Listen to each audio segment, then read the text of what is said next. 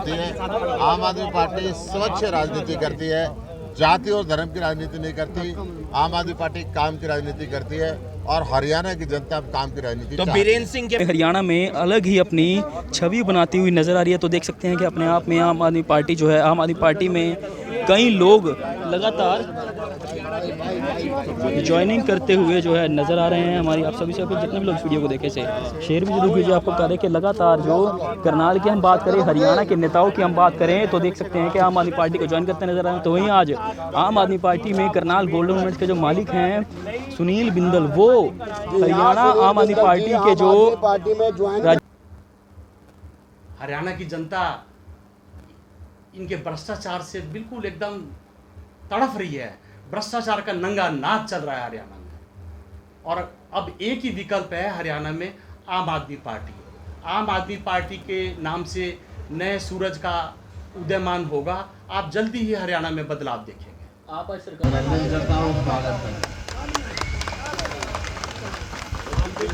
तो देख सकते हैं कि आम आदमी पार्टी की जो टोपी है वो पहनाकर सुशील गुप्ता, राज्यसभा सांसद हरियाणा प्रभारी हैं, वो उन्हें आम आदमी पार्टी में शामिल करते हुए यहाँ पर नजर आ रहे हैं। तो अपने आप में पंजाब के जो समीकरण रहे, पंजाब में जो आम आदमी पार्टी ने सरकार बनाई, उसका असर अपने आप में आपको बता दें कि हरियाणा में भी अब देखने को मिल रहा है।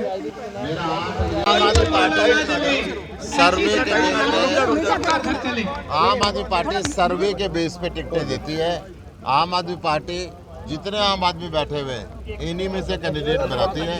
आम आदमी पार्टी स्वच्छ राजनीति करती है, जाति और धर्म की राजनीति नहीं करती। आम आदमी पार्टी काम की राजनीति करती है और हरियाणा की जनता अब काम की राजनीति। तो बीरेंद्र सिंह के बारे में कुछ सोचेंगे आप? वीरेंद्र सिंह का स्वागत है। मैं पहले भी कह गया, उनके परिवार का जो फंक्शन था मैंने वहाँ भी कहा था, और वो खुद भी बीजेपी की इस भ्रष्टाचारी नीति से परेशान है। जब किसानों के ऊपर लाठीचार्ज हो रहा था तो वीरेंद्र सिंह बीजेपी की नीतियों के खिलाफ किसानों के साथ बैठे हुए थे। आज तक इस स्वच्छ जीवन में उनके ऊपर आरोप नहीं लगा। मैं उनका एक आखिरी सवाल, संजय सिंह राज्यसभा सांसद हैं, आम आदमी पार्टी के नेता हैं, उन्होंने कहा है कश्मीर फाइल्स यूट्यूब पर दूरदर्शन में फ्री में दिखा दीजिए। क्या देश का प्रधानमंत्री अब प्रोड्यूसरों के शरण लेगा? क्या देश का प्रधानमंत्री भारतीय जनता पार्टी के लोगों को कहेगा पोस्टर चिपकाओ एक फिल्म के ताकि हमारी इज्जत बच सके? अरे किसी फिल्म प्रोड्यूसर को क्यों बढ़ाना है?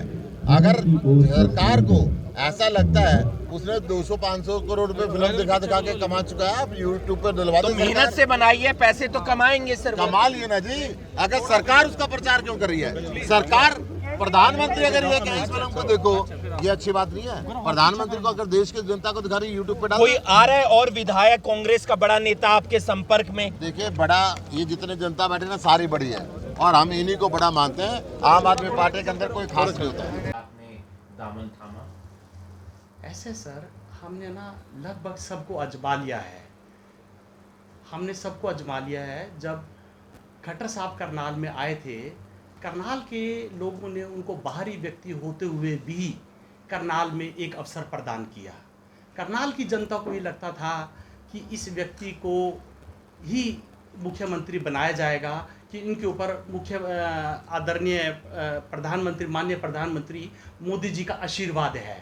तो करनाल की जनता को लगता था कि इनके एमएलए और मुख्यमंत्री बनने से करनाल में ना चहुमुखी विकास होगा, पर ऐसा हुआ नहीं। करनाल की जनता के साथ धोखा ही हुआ, और करनाल में जो भ्रष्टाचार का आलम है ना, वो किसी से छुपा हुआ नहीं है। मुख्यमंत्री जी बार बार कहते हैं कि तय मापदंडों के अनुसार काम हो रहा है। क्या यही मापदंड तय किए हुए हैं मुख्यमंत्री जी ने? क्या मुख्यमंत्री जी में इतनी भी योग्यता नहीं है कि करनाल में 10 ऐसे अधिकारी लगा सकें जो उनकी छवि को चमका सकें? इनफैक्ट क्या है, मुख्यमंत्री जी ने कभी भी जो अपने वेल विशर्स हैं, जो पार्टी के कार्यकर्ता हैं, उनको कभी तवज्जो दी ही नहीं। मुख्यमंत्री जी ने हमेशा अधिकारियों का साथ दिया, और विशेषकर उन अधिकारियों का जो भ्रष्ट अधिकारी हैं, जो सरकार के कमाऊ पूत हैं। आपको लगता है आगे आम आदमी पार्टी का कुनबा बढ़ेगा? इसमें क्या दो राय हैं? हरियाणा की जनता इनके भ्रष्टाचार से बिल्कुल एकदम तड़फ रही है। भ्रष्टाचार का नंगा नाच चल रहा है हरियाणा में, और अब एक ही विकल्प है हरियाणा में, आम आदमी पार्टी। आम आदमी पार्टी के नाम से नए सूरज का उदयमान होगा, आप जल्दी ही हरियाणा में बदलाव देखेंगे। आप आज सरकार के खिलाफ इतना खुलकर बोलने लगता है, आने वाले समय में सरकार और भी कोई बड़ी कार्रवाई आपके ऊपर कर सकती है? कर लेगी, तो इससे पहले क्या सरकार ने मेरे ऊपर कार्रवाई नहीं करी? कर लेगी तो उससे क्या फर्क पड़ता है? यदि सरकार ने मुझे प्रताड़ित ना किया होता या करनाल की जनता को प्रताड़ित ना किया होता तो शायद ऐसी नौबत ही ना आती। मैं खुद भी प्रताड़ित हुआ, मैंने देखा मेरी करनाल की जनता भी प्रताड़ित हो रही है, जब भी तो मैंने आवाज उठाई। पूरी करनाल की जनता मुख्यमंत्री की प्रताड़ना का शिकार हुई है। आपको पता है ना स्मार्ट सिटी में कितनी लूटमार हो रही है? स्मार्ट सिटी की कंसल्टेंसी 25 करोड़ रुपए है। आप अंदाजा लगा लो कि कंसल्टेंसी 25 करोड़ है और उसमें कितना भ्रष्टाचार है, आप अंदाजा लगा लो। सर, आपका गोल्डन मोमेंट है और सोशल मीडिया पर चर्चा है कि सुनील बिंदल जी इसलिए आम आदमी पार्टी में शामिल हो रहे हैं क्योंकि प्रशासन ने एक तो नाइट मार्केट बना दी उनकी पार्किंग पे और पिछले दिनों तोड़ा भी था, ऐसी सोशल मीडिया पर चर्चा है। मुझे हैरानगी है, क्या सरकार को अधिकार है उस पार्किंग में नाइट मार्केट बनाने का? क्या कोई ऐसा प्रोविज़न है हुड्डा में कि पार्किंग पे कोई कमर्शियल कम्प्लेक्स बनाया जा सकता है या नाइट मार्केट बनाई जा सकती है? इनफैक्ट ये सिर्फ मुझे डिस्टेबलाइज करने के लिए नाइट मार्केट बनाई गई है। क्या आरएसएस की कोई ऐसी आइडियोलॉजी है जो शाम को 7 बजे से लेकर रात को 2 बजे तक नाइट मार्केट लगाई जाए? ये कौन सी आइडियोलॉजी है? ये आरएसएस की आइडियोलॉजी है या भाजपा की आइडियोलॉजी है? तो प्रशासन ने स्मार्ट सिटी के तहत लगाई है सर। चलो भाई, तो बहुत अच्छी बात है। यदि हमारे मुख्यमंत्री को और स्मार्ट सिटी को लगता है कि भाई इससे कोई रोजगार मिलेगा या एक मुख्यमंत्री को कोई ड्रीम प्रोजेक्ट है, मुख्यमंत्री जी ने तो ऑलरेडी ऐलान किया हुआ है कि शहर के चारों तरफ ऐसी नाइट मार्केट बनाएंगे। ये तो चलो बहुत अच्छी बात है, इससे लोगों को रोजगार मिलेगा। जो करनाल के लोग शराब पीते हैं और बोनट पे रख के मांस मदिरा का सेवन करते हैं, सामने हमारे स्पा सेंटर हैं, उसमें आपको पता ही है क्या काम होते हैं। ये तो बहुत अच्छी बात है। यदि करनाल में इस तरीके का विकास मुख्यमंत्री जी चाहते हैं तो क्या यही नाराजगी है आम आदमी पार्टी ज्वाइन करने की? नहीं, मैंने आपको बताया, मैंने जो आम आदमी पार्टी ज्वाइन करी है वो मैंने आम आदमी पार्टी की कार्यशैली से प्रभावित होकर ज्वाइन करी है। आपने देखा नहीं कि दिल्ली में किस तरीके की चिकित्सा व्यवस्था है, किस तरीके की शिक्षा प्रणाली है, किस तरीके से आम आदमी पार्टी ने काम किया है। दिल्ली में मोहल्ला क्लिनिक है, पानी की सुविधा है, बिजली की सुविधा है, जो अनऑथराइज्ड कॉलोनीज हैं उनके विषय में काम किया है। और अभी हमारे जो राज्यसभा के जो मनोनीत सदस्य हैं उन्होंने आपको बताया नहीं कि दिल्ली में कोई भी इंस्पेक्टर पिछले 6 साल में किसी व्यापारिक स्थल में नहीं गया। इस तरीके से राम राज्य बनाएंगे क्या? इस भ्रष्टाचार में राम राज्य बनेगा क्या? शुक्रिया। क्या यही राम राज्य की परिभाषा है क्या? ये नाइट मार्केट बना के लोगों को मांस मदिरा खुले में खिला के ऐसे राम राज्य बनेगा क्या? इस भ्रष्टाचार से राम राज्य बनेगा क्या? हरियाणा में जो रोजगार की स्थिति है देश में सबसे बदतर स्थिति है। 80% से ज़्यादा मामले हाई कोर्ट में निलंबित हैं। यहाँ पे पेपर पहले ही लीक हो जाता है, आपको पता है ना। और फार्म के नाम पर, फार्म के एक पोस्ट के नाम पर कितने कितने करोड़ रुपए यहाँ पे इकट्ठे किए जाते हैं, आपको अच्छे तरीके से मालूम होगा। और पूछिए, आप क्या पूछना चाहते हैं? धर्मेंद्र जी, जिला अध्यक्ष आम आदमी पार्टी। संजीव मेहता जी, विधानसभा अध्यक्ष आम आदमी पार्टी।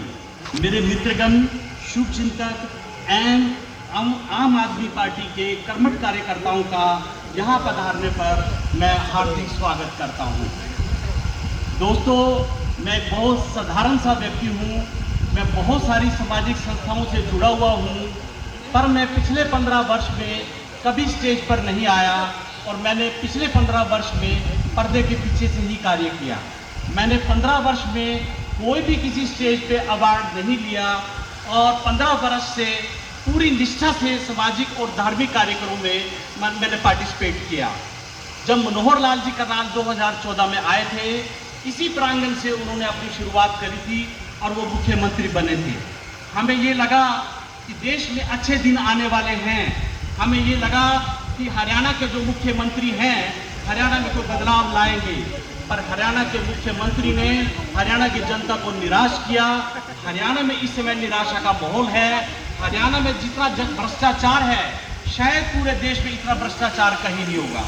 मुझे हैरानगी है एक छोटे से डीटीपी के यहाँ इतने करोड़ों रुपए पाए जाते हैं और मैं हैरान हूँ कि एक मुख्यमंत्री अपने गृह क्षेत्र में 10 ऐसे अधिकारी भी नहीं चुन सके जो ईमानदार हों, जो उनकी छवि को 4 चांद लगा दे। मैं नहीं मानता कि मुख्यमंत्री को इस बात का संज्ञान नहीं था। मेरा और जनता का मानना ये है, इस लूट में, ये जो लूट करने का नाच चल रहा है, इसमें मंत्रियों का और ऑफिसर्स का 90 और 10 का हिस्सा है। ये जो लड़ाई शुरू हुई है, ये एम्बिग्यूटी हुई है, ऑन लूटेड मनी। ये जो 90% और 10% का ये जो झगड़ा है, इस वजह से ये झगड़ा शुरू हुआ, नहीं तो शायद ये झगड़ा कभी नहीं होता। जब ये 90% ये राजनीतिकों के पास नहीं पहुंचा, तब ये झगड़ा शुरू हुआ। मैं हैरान हूं, संजय भाटिया जी ये कहते हैं कि हमारे जो मुख्यमंत्री हैं वो राजनीतिक संत हैं। वो किस तरीके के संत हैं? 14 साल आरएसएस में कार्य करने के बाद उनकी गवर्नेंस पर, उनकी कैपेबिलिटी पर प्रश्न चिन्ह लगता है। इतना भ्रष्टाचार है, हैरान है, तौबा तौबा। मैं आज ये जो पार्टी ज्वाइन कर रहा हूँ, मैं आम आदमी पार्टियों की नीतियों से प्रभावित होकर, मैंने दिल्ली में आम आदमी पार्टी का काम देखा है। आम आदमी पार्टी ने जिस तरीके की शिक्षा व्यवस्था, जिस तरीके का रोजगार, जिस तरीके के मोहल्ला क्लिनिक और जिस तरीके का की मेडिकल फैसिलिटीज दिल्ली में प्रदान करी हैं, उसका पूरे हिंदुस्तान में कोई जवाब नहीं है। उसके विपरीत आप हरियाणा में देखिए, हरियाणा में कितना बुरा हाल है। मुख्यमंत्री जी कहते हैं मैं राजनीतिक संत हूं, संजय भाटिया जी उनकी पैरवी करते हैं, वो राजनीतिक संत हैं। अरे भाई वो कैसे संत हैं? वो अपनी दोनों जेबें बाहर लटकाए हुए हैं और लोगों को कह रहे हैं और अफसरों को कह रहे हैं, राजनीतिकों को, जितना लूट सको लूट लो, मैं तुम्हारे साथ हूं। आप अंदाजा लगाइए, जो विजिलेंस ने जो डायरी रिकवर करी थी, उसमें कितने लोगों के नाम हैं? क्या मुख्यमंत्री में इतनी हिम्मत है उन नामों को उजागर करने की? जनता जानना चाहती है कि उनमें किस किस व्यक्तियों का नाम है। नाल के एक बहुत बड़े जो मुख्यमंत्री से जुड़े हुए व्यक्ति हैं, उनकी 5.5 एकड़ जमीन की रजिस्ट्री हुई है। पता चला है कि नगला चौक पे उनकी 28.5 एकड़ जमीन है। पता चला है कि कोई मिस्टर अनिल और सोहन हैं, जिन्होंने उस डायरी में लिखा हुआ है बीटीपी ने कि 9.5 करोड़ रुपए अनिल और सोहन जी को दिए हैं। वो बताए जाते हैं कि संजय भाटिया जी के अति घनिष्ठतम मित्र हैं। तो इससे पता चलता है कि भाई मुख्यमंत्री के जो अजीज हैं, जो मुख्यमंत्री जी के साथ रहते हैं, वो भ्रष्टाचार में कितने लिप्त हैं। और मुख्यमंत्री जी दावा करते हैं कि मैं ईमानदार हूं। ये कैसी ईमानदार सरकार है? हमें ताजुब होता है। आज आम आदमी की पार्टी के रूप में मुझे ऐसा लगता है हरियाणा में बदलाव की जरूरत है।